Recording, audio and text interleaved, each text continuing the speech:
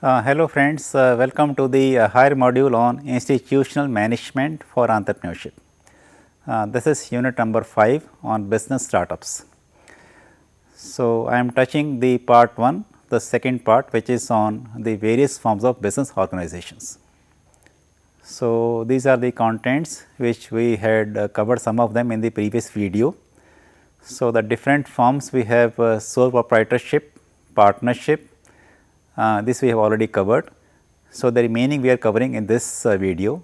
So, that means the limited liability partnership LLP, private limited company, public limited company, one person company and section 8 company. So, this we are covering in this video. So, let us take them one by one. So, the first is the limited liability partnership LLP, which is becoming very common, very popular nowadays. LLP is an alternative corporate business form which offers the benefits of a limited liability to the partners. You see, normally in partnership they have unlimited liability, but in this partnership they have a limited liability.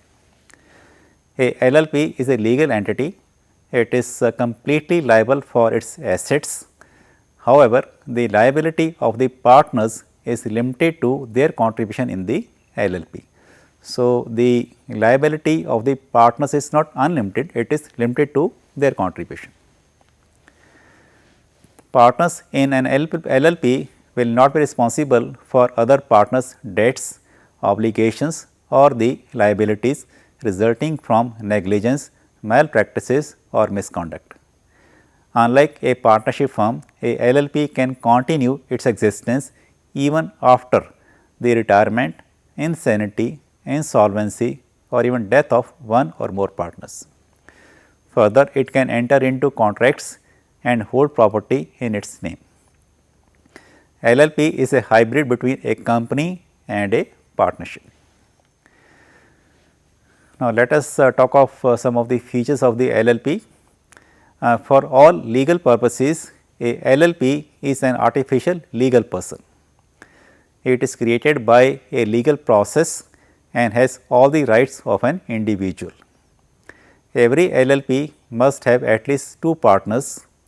At any time, at least one designated partner should be a resident in India.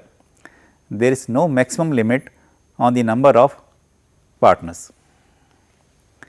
A LLP cannot be formed for charitable or non-profit purposes. It is essentially that entity is allowed to carry on a lawful business with a view to earning the profit. A private company, firm or any unlisted public company can convert into an LLP in accordance with the provisions of the Act. Now, let us talk of the advantages of LLP. The liability of each partner is limited to his share as compared to the partnership firms which have unlimited liability. It has low cost of formation and it is easy to form. The partners are not liable for the acts of each other and can be held liable only for their acts. Less restriction and compliances are enforced on LLP by the government as compared to the restrictions enforced on a company.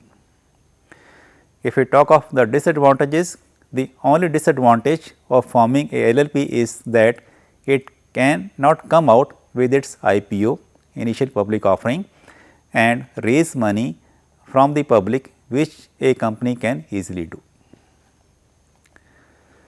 Now, let us go to the last, which is a company.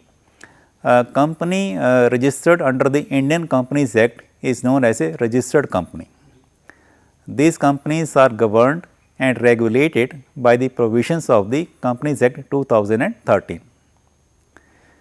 In the eyes of the law, a company is an artificial legal person which has the rights to acquire or dispose of any property, to enter into contracts in its own name and to sue and be sued by the others.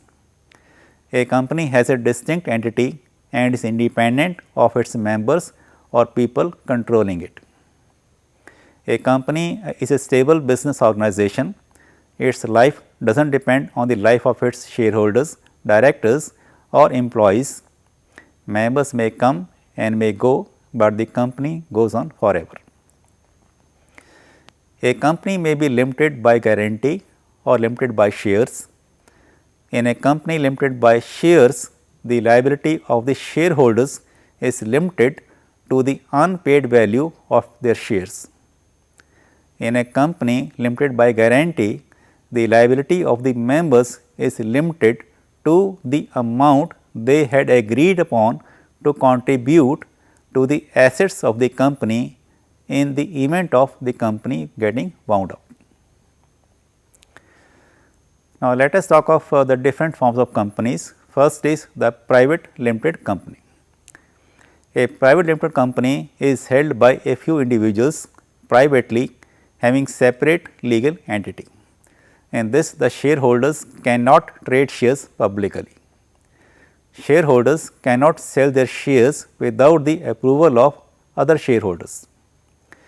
It is a company which restricts the right of its members to transfer its shares, and it does not send invitations to the public for subscription to its shares. To start a private limited company, a minimum number of 2 members are required and a maximum number of 200 members as per the provisions of the Companies Act 2013.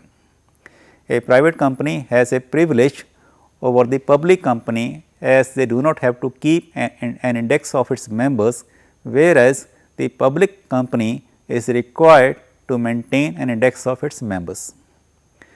When it comes to directors, a private company needs to have only 2 directors. In case of a private limited company, there is no need to issue a prospectus because the public is not invited to subscribe for the shares of the company. It is mandatory for all the private companies to use the word private limited after its name. Now, let us talk of the public company.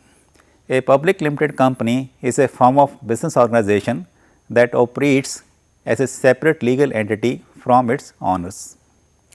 It is formed and owned by the shareholders. Shares of a public limited company are listed on the stock exchange and traded at the stock exchange market freely.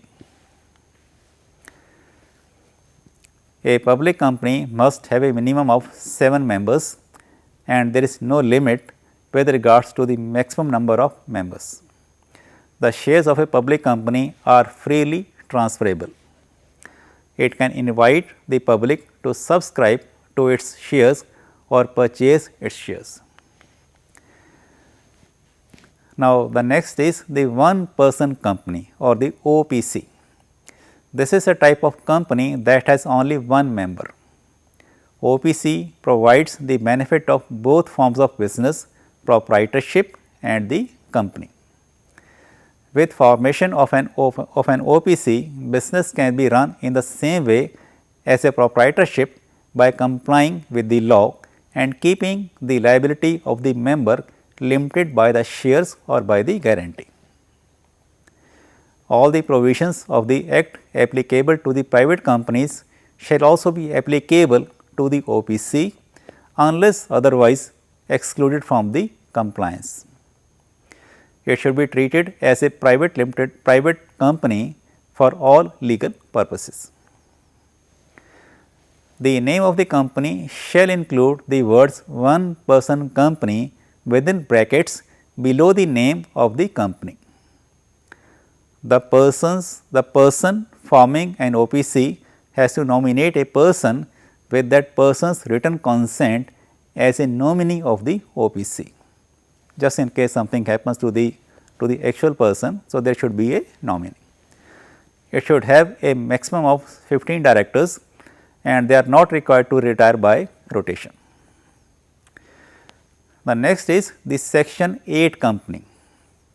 A company is referred to as a section 8 company when it registered as a non-profit organization or the NPO. such companies obtain an incorporation certificate from the central government. Its manner of carrying out the operation is similar to any other limited company, and even the rights and duties of a limited company and NPO are alike. As regards the eligibility criteria, the company must intend to promote science, commerce, education, art, sports, research, religion, charity, social welfare, protection of the environment or alike other objectives. The company must hold an intention to invest all the profits or any other income generated after incorporation in the promotion of such objectives only. The company does not intend to pay any dividend to its members. According to the Companies Act 2013, the Section 8 companies can be formed either as a private limited or an LLP or a public company. Some of the Section 8 companies in India are like Reliance Research Institute, then OTC, which is the over the counter exchange of India, and the Infosys Foundation and various others. So, I think that is all. So, with this I conclude my video. If you see the e-content, it contains a lot of information how to register these companies and etc. So, for more details please refer to the e-contents. Thank you so much.